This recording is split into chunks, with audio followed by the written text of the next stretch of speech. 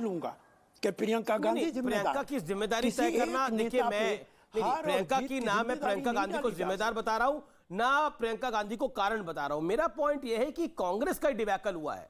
कांग्रेस की जो स्थिति हुई है, चाहे वो मणिपुर हो, चाहे वो गोवा हो, चाहे वो उत्तराखंड हो, चाहे वो उत्तर प्रदेश हो, चाहे वो पंजाब हो, कोई राज्य उठा लीजिए, बहुत खराब स्थिति हुई है। देखिए इस चुनाव के बाद विचार करना पड़ेगा कि भारतीय जनता पार्टी किन कारणों से जीती है। उन हालात कोई विकास नहीं हुआ है। आपने अपनी आंखों से देखा है, गंगा यमुना के अंदर लाशें बहती रही, ऑक्सीजन नहीं थी, दवाइयां नहीं थी।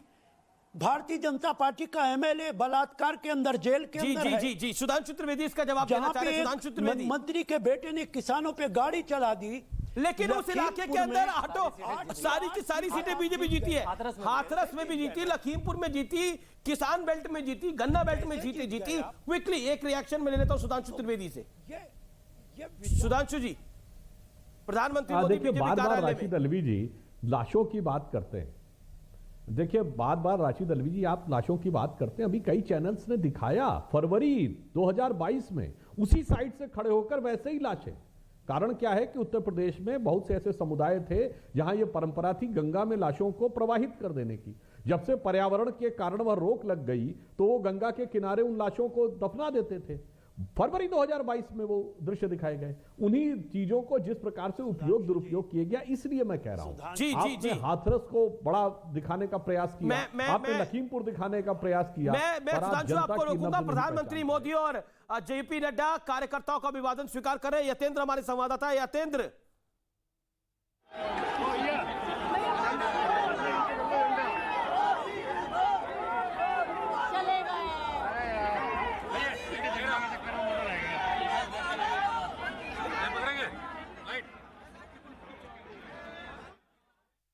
BJP president JP Nadda, Jagat Prakash Nadda और प्रधानमंत्री मोदी। सुधांशु त्रिवेदी, मेरे साथ एमएच खान भी जुड़े हुए हैं, बीएसपी के प्रवक्ता। एमएच खान, इस बारी तो कहानी मतलब लाज बच रही है, एक तो आ रही है, लगता है एमएच खान उठ के चले गए हैं, लेकिन बीएसपी की लाज बच रही है इस बार। संजय कुमार, नरेंद्र मोदी तो जरूर लाज बच रही है, एक सीट जीत रहे हैं, लेकिन मुकाबला कांग्रेस और बसपा में जबरदस्त चल रहा है। कांग्रेस और बसपा में मुकाबला चल रहा है कि तीसरे और चौथे नंबर पे कौन है। लेकिन जो स्थिति अभी कांग्रेस और बीएसपी की दिखाई पड़ रही है, मैं बहुत अचंभित नहीं हूं। ये तो पिछले 2-3 महीनों से जो हालात थे इन पार्टियों के, मुझे हमेशा इसी बात का अंदेशा था कि इसी तरह की हालत होने वाली है कांग्रेस और बीएसपी की। हाँ, वोट में जरूर है बीएसपी के पास तकरीबन 14-15%, 12 या 14% वोट हैं। कांग्रेस के पास तो 2%, 2.5% वोट है। कांग्रेस की मतलब स्थिति जो है, प्रियंका वाड्रा के जाने के बाद वहां पर स्थिति इंप्रूव होनी चाहिए थी। मतलब इंप्रूव तो छोड़िए, मतलब बहुत खराब स्थिति में पहुंच गई। पॉइंट इज दिस, ये सबसे बड़ा पॉइंट है। राशिद अलवी, मैं क्विकली आपके पास आऊंगा और मैं बहुत ही संक्षेप में आपसे जानना चाहूंगा। प्रियंका गांधी के जाने के बाद तो स्थिति बेहतर होनी चाहिए थी। जीतते हारते वो अलग बात है, लेकिन स्थिति तो बेहतर होनी चाहिए थी। प्रधानमंत्री मोदी का स्वागत हो रहा है, गृह मंत्री अमित शाह, बीजेपी राष्ट्रीय अध्यक्ष जगत प्रकाश नड्डा, राजनाथ सिंह, रक्षा मंत्री बीएल संतोष, केंद्रीय मंत्री नितिन गडकरी प्रधानमंत्री का स्वागत करें। तरुण चुग भी मौजूद है, बीजेपी महासचिव वहां पर, लेकिन गृह मंत्री, रक्षा मंत्री, बीजेपी राष्ट्रीय अध्यक्ष अभिनंदन करेंगे माननीय प्रधानमंत्री जी, प्रधानमंत्री का स्वागत कर रहे हैं। नरेंद्र मोदी, भारत माता की, भारतीय जनता पार्टी।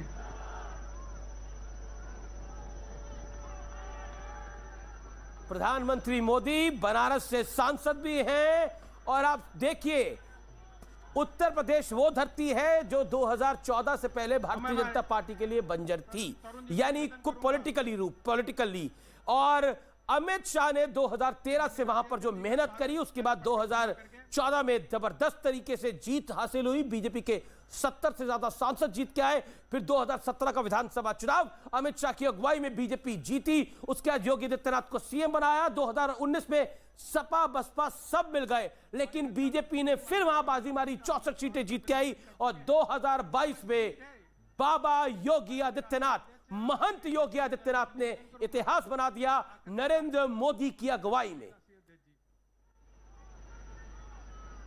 अमित शाह को एक बड़ा क्रेडिट जाता है उत्तर प्रदेश की धरती को खासतौर पर पॉलिटिकली बीजेपी के लिए उपजाऊ बनाने के लिए। संजय, बिल्कुल आपने इस बात का जिक्र किया अमीश। अमित शाह ने जितना मेहनत किया यूपी में, और खासकर एक स्ट्रैटेजी थी कि अगर हमें ओबीसी वोटरों को अपनी ओर खींचना है तो किन ओबीसी वोटरों को टारगेट किया जाए। तो गैर यादव ओबीसी वोटरों को उन्होंने बिल्कुल टारगेट किया, तमाम तरह के स्कीम्स लाए, उनको पार्टी में शामिल किया, पार्टी में पद दिया गया, और उसका जो नतीजा है वो आज हमें देखने को मिल रहा है। बीजेपी की इतनी बड़ी जो जीत हो रही है लगातार 4 चुनाव में, इसकी एक बड़ी वजह है गैर यादव ओबीसी का वोट जो बड़ी संख्या में है, तकरीबन 32 से 33%। उसका एक मुश्त वोट बीजेपी को जब पुराने इलेक्शन होते थे, पुराने वक्त में जब मुलायम सिंह यादव मुख्यमंत्री होते थे, तो वो अपना चुनाव वो पहले हवा बनाते थे पहले 2 राउंड के अंदर कि बीजेपी हार रही है, और तीसरे राउंड से नरेंद्र मोदी जी, जेपी नड्डा बीजेपी राष्ट्रीय बोल रहे हैं, भारत के रक्षा मंत्री श्री राजनाथ सिंह जी, भारत के गृह मंत्री श्री अमित शाह जी, और भारत सरकार में मंत्री पूर्व अध्यक्ष सम्माननीय नितिन गडकरी जी, और यहां उपस्थित इस विजय मनाने के लिए एकत्र आए इतनी बड़ी संख्या में हमारे भारतीय जनता पार्टी के कार्यकर्ता बंधु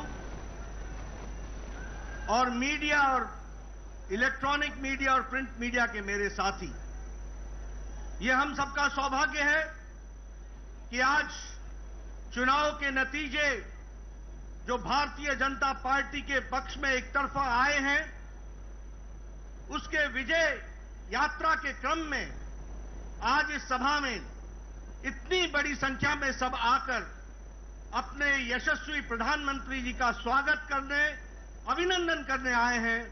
आप सबकी ओर से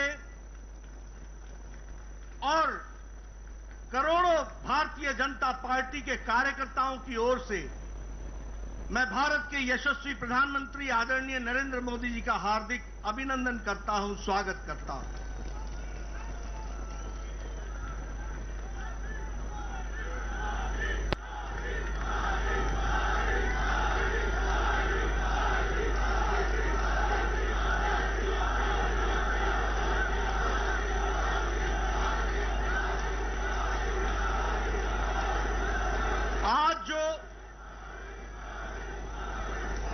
आज जो नतीजे आए हैं,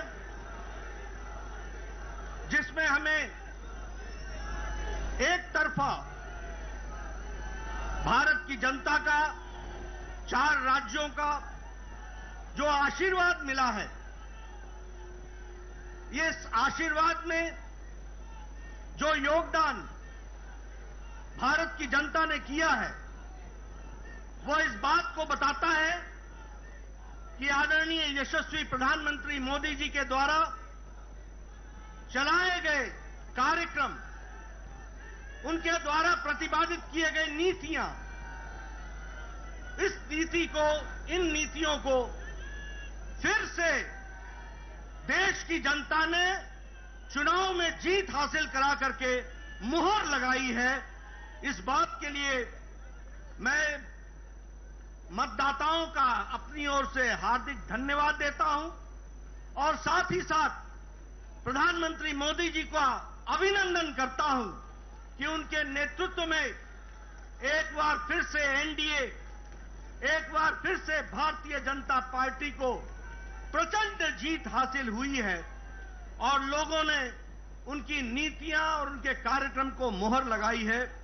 इसके लिए मैं पुनः उनको बधाई भी देता हूं, धन्यवाद भी देता हूं, और आप सबकी ओर से, करोड़ों कार्यकर्ताओं की ओर से और मतदाताओं की ओर से उनका हार्दिक अभिनंदन करता हूं, स्वागत करता हूं। मित्रों, जो नतीजे आज आए हैं वो इस बात को बताते हैं कि ये नतीजे बहुत तरीके से पहली बार राजनीति के दृष्टि से कुछ इंगित करते हैं, कुछ दिशा देते हैं, कुछ जिसे हम कहते हैं कि रास्ता बताते हैं कि भारत की राजनीति मोदी जी के नेतृत्व में किस प्रकार से आगे बढ़ रही है। अगर हम उत्तर प्रदेश की बात करें तो यह पहला मौका है कि 4 बार